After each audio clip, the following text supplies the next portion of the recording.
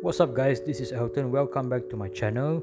I hope you like my previous unboxing and reviewing videos.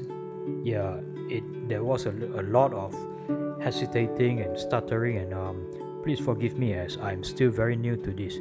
For this particular video, I will be only unboxing this particular keyboard from Cooler Master, as a review will be definitely be in another video, as once again I'm limited by my hardware. There will be only 10 minutes of recording allowed on my phone to prevent overheating. So here we go. We are going to start off by having a look around the box. As you can see the front of the box, okay, there is a description that says here it comes in a blue switch, and price is here in Ringgit Malaysia, which translates to about 70 to 75 US dollars. There is a display here which allows you to actually test the keys to see if you like it or not, as there is a security seal which does not allow you to open up the keyboard for any further testing. So we're gonna be opening this, and let's have a look at what's inside a little bit later.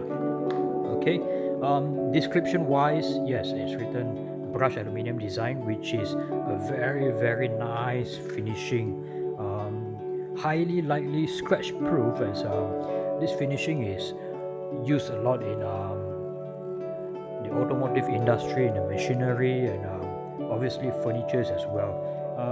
Okay, description wise, it's also mentioned that you can have on the fly adjustment of settings in terms of lightings, and you want it how you want the lights to actually travel, and you can choose from 16 million light colors from the software. It's probably as soon as you hook it up to the PC. So furthermore, typical mechanical switches, RGB backlighting, yada yada yada. CE European certificate. It's something like Malaysian Sirim, and I'm gonna just open this. There we go. Cut. Open. Flip it around. I'm gonna be careful with this. Here we go.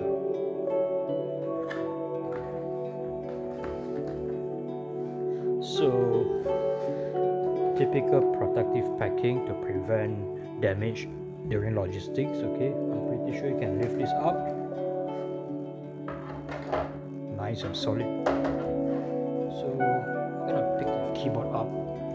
Oh, good lord, it's heavy.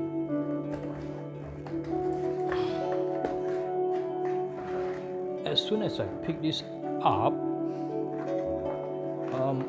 I noticed that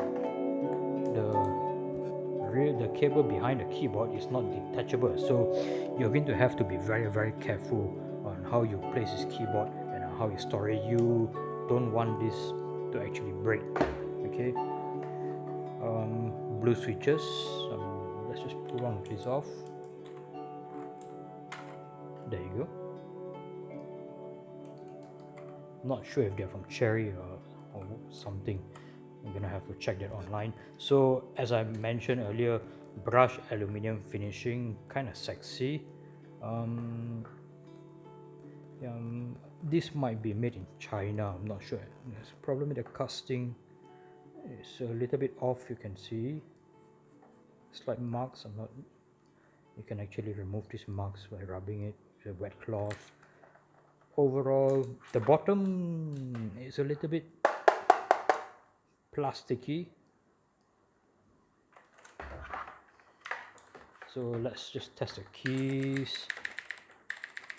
Yeah, typical blue switches, clicky, tactile. They don't feel too heavy, to be honest. I should compare this with another keyboard. So okay, let's just put this aside. What's in the box is also, yeah, warranty card, user manual, 1001 ways to actually change your lighting configurations in 1001 languages. Japanese, Chinese, Russian, Italian, Danish, obviously English. I'm also not sure if there are spares in the back of the box, so nope. Unlike the tecware Spectre Pro that I reviewed earlier, there is no extras.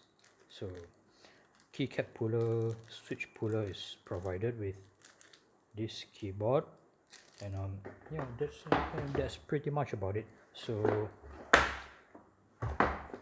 here we go. There we go.